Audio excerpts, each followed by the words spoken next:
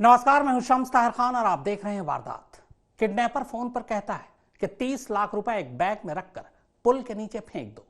Kidnapper की बात घर वाले पुलिस को बताते हैं। पुलिस कहती है ठीक है, जैसा वो कह रहे हैं वैसा ही करो। तुम जैसे ही पैसे फेंकोगे हम किडनैपर को पकड़ लेंगे। पुलिस पर भरोसा कर घर वाले पैसों से भरा बैग फेंक देते हैं, मगर इसके बाद जो कुछ होता है वो सिर्फ कानपुर पुलिस ही कर सकती है।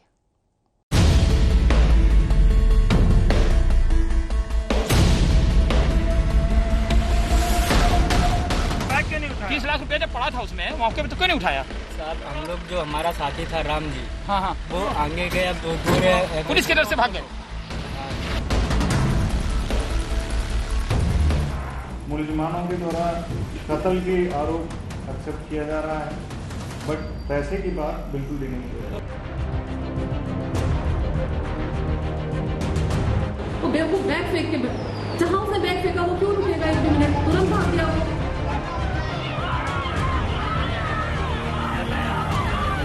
हमने खा लिया, मिलके खा लिया, पैसा लेके खा लिया।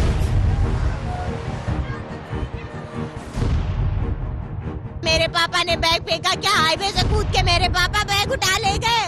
किडनैपर के पास नहीं तो रंजीत राय सर के पास होगा।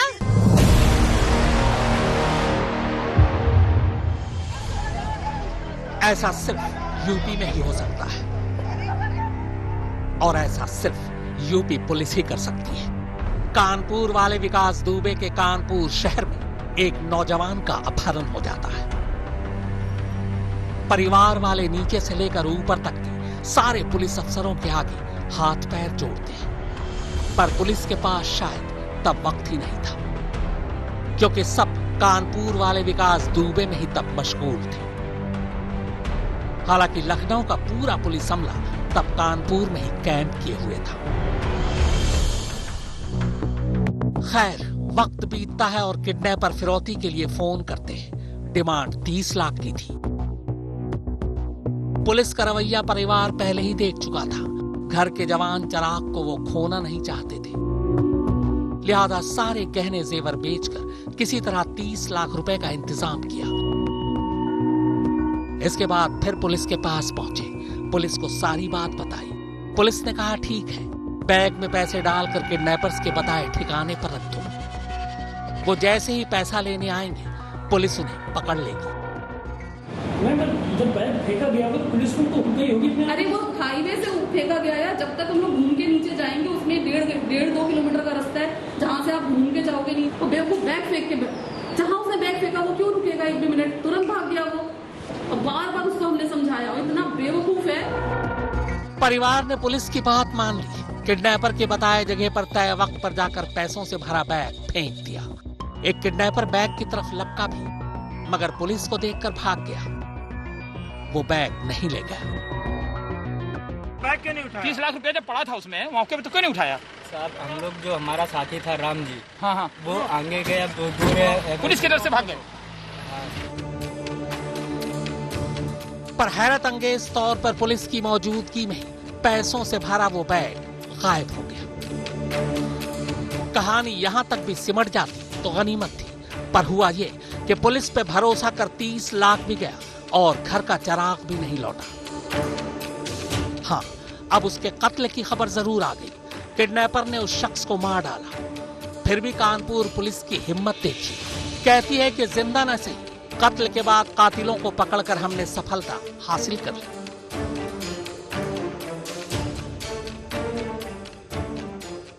कल पुलिस को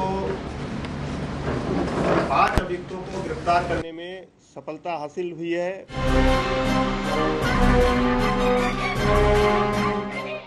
खैर, पुलिस के झूठ और सच की पोल खोलें उससे पहले कहानी समझ लीजिए।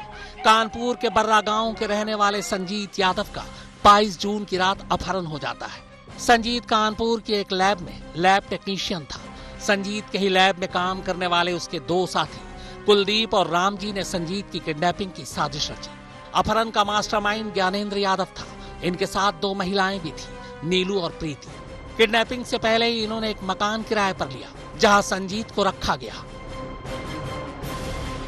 मगर किडनैपिंग के 4 दिन बाद 26 जून की रात संजीत ने भागने की कोशिश की, जिसके बाद 27 जून की सुबह उन लोगों ने संजीत का गला घोंटकर उसे मार डाला और लाश नहर में बहा दी।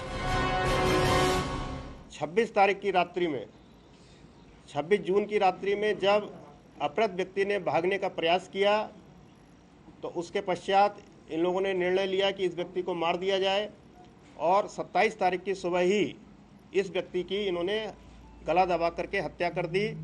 इसके बाद नहर में इसके डेड बॉडी को इन्होंने फेंक दिया। इधर संजीत के गायब होने के बाद घर वाले लगातार पुलिस से गुहार लगा रहे थे। हालांकि तब कानपुर वाले विकास दुबे की कहानी भी शुरू नहीं हुई थी, मगर फिर भी कानपुर पुलिस संजीत के घर वालों को टरकाते रहे। और फिर तभी 27 जून को पहली बार संजीत के घर एक फोन आता है। फोन करने वाला संजीत की किडनैपिंग की खबर देता है, साथ में उसकी रिहाई के बदले 30 लाख रुपए की फिरौती मांगता है।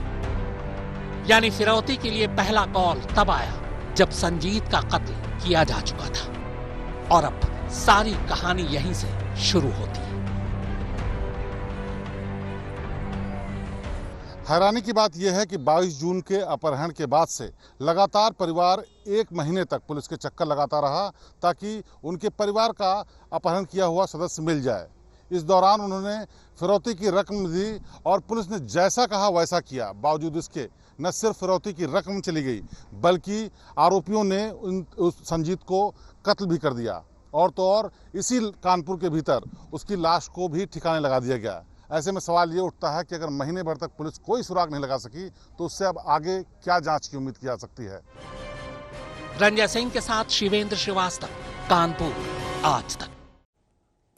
संजीत का कत्ल 27 जून को ही हो चुका था, यानी अगवा होने के 5 दिन बाद। मगर यह बात ना तो पुलिस को पता थी और ना ही संजीत के घर वालों को। इसीलिए जब फिरौती के लिए पहली बार किडनैपर का फोन आया तो संजीत के घर वालों को यह तसल्ली हुई कि चलो वो जिंदा और सही सलामत है।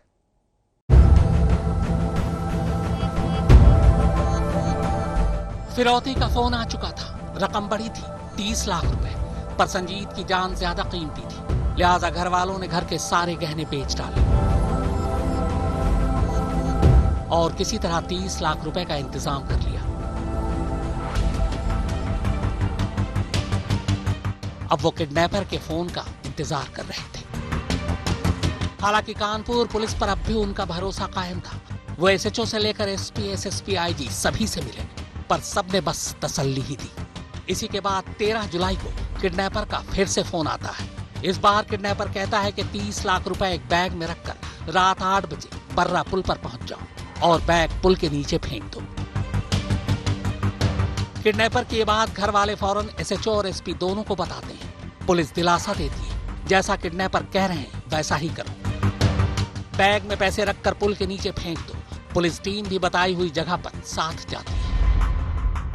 अगर पुलिस शुरू से एक्शन लेती तो मेरा भाई, हमें अपना भाई ना खोना पड़ता। हमें अपना भाई ना खोना पड़ता। हम सबके पास गए, सबसे दुआर लगाई। 1 महीना हो गया, 1 महीना होगा। 10 लोगों को, 4 लोगों को। आपको लगता है 30 लाख रुपए वो कहाँ गए? आपके हिसाब से कहाँ चले गए जो आप लोगों ने दिए थे? कहाँ गए? वहाँ पे रंजीत राय सर थे, किडनैपर था, मेरे पापा थे। मेरे पापा ने बैग फेंका। मगर बताई जगह पर पैसे फेंकने के बाद भी पुलिस किडनैपर्स को नहीं पकड़ पाती। यहां तक कि पैसों से भरा बैग भी मौके से गायब हो जाता है। संजीत के घर वालों की मेहनत के 30 लाख भी चले गए और संजीत भी नहीं मिला। रोता पीटता परिवार अगले दिन यानी 14 जुलाई को एसएसपी दफ्तर के बाहर सड़क पर जा बैठता है। इत्तेफाक से आज तक की टीम तब वहीं मौजूद थी। सारी कहानी सामने आती है। पुलिस को भी अब भनक लग चुकी थी कि बात मीडिया तक पहुंच गई है। लिहाजा अपना चेहरा बचाने के लिए वो एसएचओ को सस्पेंड कर देते हैं। इसके बाद एसएसपी वादा करते हैं कि 4 दिन में वो संजीत को ढूंढ निकालेंगे। कप्तान सर ने भी टाइम दिया था, 4 दिन का दिया था। आज 12 दिन हो गए। अभी वो शासन दे रहे हैं कि खा पी के सो जाइए। जिसका भाई लापता है, जिसका बेटा लापता है, जिस माँ का बच्चा लापता है, वो खा पी के सो सकते हैं। हमें दिन रात यही आश्वासन दिया जाता है। पुलिस वाले कोई कार्रवाई नहीं कर रहे हैं, कछुए की चाल चल रहे हैं, एक जिंदगी से खिलवाड़ कर रहे हैं। मगर संजीत नहीं मिलता। इधर इस दौरान पुलिस अब पैसे से भरे बैग की बात को भी काटना शुरू कर देती है।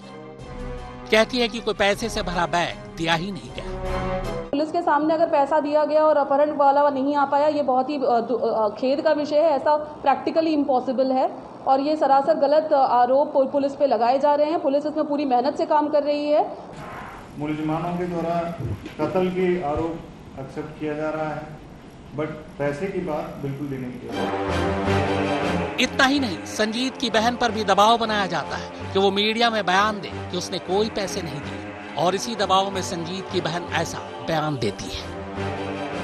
पैसे वाली बात झूठी, मुझसे लोगों ने कहा था कि आप पैसे करिए तो पुलिस की तेजी होगी काम में। इतने दिन हो गए थे लेकिन मेरे भाई का कुछ पता नहीं चल रहा है। अब सर ने टीम लगाई है तो मुझे उम्मीद है, कप्तान सर की टीम से मुझे उम्मीद है कि मेरा भाई 4 दिन में मुझे मिल जाएगा। अब मीडिया की बारी थी। मीडिया ने पूछा कि सच क्या है। तब संजीत की बहन ने जो सच बताया वो ये था।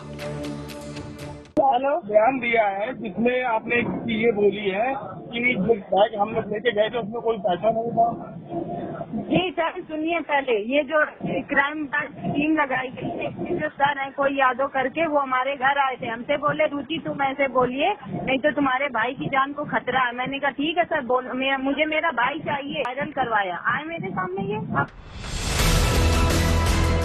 पैसे से भरे बैग की बात से साफ इनकार करने वाली कानपुर साउथ की एसपी अपर्णा गुप्ता की ये दो जुबान भी सुनी। एक जगह वो बैग की बात से साफ इनकार कर रही, मगर दूसरी जगह शायद कैमरा बंद होने की गलतफहमी में वो सच बोल रही। पुलिस के सामने अगर पैसा दिया गया और अपहरण वाला नहीं आ पाया, ये बहुत ही खेद का विषय है। ऐसा प्रैक्टिकली इम्पॉसिबल है और ये सरासर गलत आरोप पुलिस पे लगाए जा रहे हैं। पुलिस इसमें पूरी मेहनत से काम कर रही है। तो बेवकूफ बैग फेंक के, जहां उसने बैग फेंका वो क्यों रुकेगा 1 भी मिनट? तुरंत भाग गया वो, और बार बार उसको हमने समझाया। कानपुर वाली पुलिस की सच्चाई सामने आने के बाद लखनऊ की भी नींद टूटी। साफ सफाई के नाम पर एसएचओ के बाद अब कानपुर की एसपी साउथ अपर्णा गुप्ता को भी सस्पेंड कर दिया गया है, जबकि संजीत यादव की लाश की तलाश नहर में अब भी जारी है। रंजय सिंह के साथ शिवेंद्र श्रीवास्तव, कानपुर आज तक। संजीत के किडनैपर कह रहे हैं कि उन्होंने पैसों से भरा बैग पुल के नीचे से उठाया ही नहीं, क्योंकि पुलिस आ गई थी। पुलिस कह रही है कि उन्हें वहां कोई बैग मिला ही नहीं, और परिवार कह रहा है कि उन्होंने पुलिस के कहने पर ही बैग नीचे फेंका था। तो सवाल यह है कि बैग गया कहां? 22 जून को उनका अपहरण हुआ था। आप लोग ने कब कंप्लेन लिखवाई इस पर? 23 तारीख को गुमशुदा रिपोर्ट दिखाई गई थी, और फिर उसके बाद में 25 तारीख को नामदार रिपोर्ट राहुल के नाम किया गया है। उसके फिरौती के लिए जो कॉल है वो कब आई? 29 तारीख को फिरौती के लिए फोन आया। हाँ, 29 तारीख से बराबर लगातार आते आते दूसरे या तीसरे दिन आती रही कॉल। उसके बाद में 13 तारीख को पैसा हमने दिया उसको। पैसा एसओ साहब और 4-5 पुलिस वाले, ये सभी लोग साथ में जाके वो पैसा हमने फेंका। उसके बाद में ये लोग वहाँ नीचे उतर के गए नहीं कि नीचे देखें कि पैसा कहाँ गया क्या नहीं गया, और तुरंत वापस हो गए। तो ये बताइए कि आप लोगों को फोन क्या कोई आदमी कैसे करता था? अपना नाम बताता कि नहीं बताता था? फिरौती के लिए जो फोन आता था वो झांसी से बल्लू बताता था। झांसी से वो बल्लू अपना नाम बताता था। तो गलत नाम बताता था। तो ये बताइए कि 30 लाख रुपए आपको देने के लिए किसने कहा था? अरे रंजीत राय ने कहा था हमसे। हाँ, रंजीत राय ने कहा कि बच्चे को जान बचानी है तो भैया पैसा की व्यवस्था करो आप। तो वो पैसा तो हम उनसे बदमाशों से ले ही लेंगे, वो तुरंत गिरफ्तार कर लेंगे उनको। पैसे की व्यवस्था आपको करनी पड़ेगी। क्या काम करते हैं और कैसे 30 लाख रुपए अरेंज किए? अरे भैया जिंदगी भर यही करते चले आ रहे हैं। पूरा घर, बच्चा भी हमारा धनमंत्री ने, वह भी सिलाई मशीन करती थी, दूध का भी काम करते हैं, गाँव में खेती बाड़ी है, सब कुछ।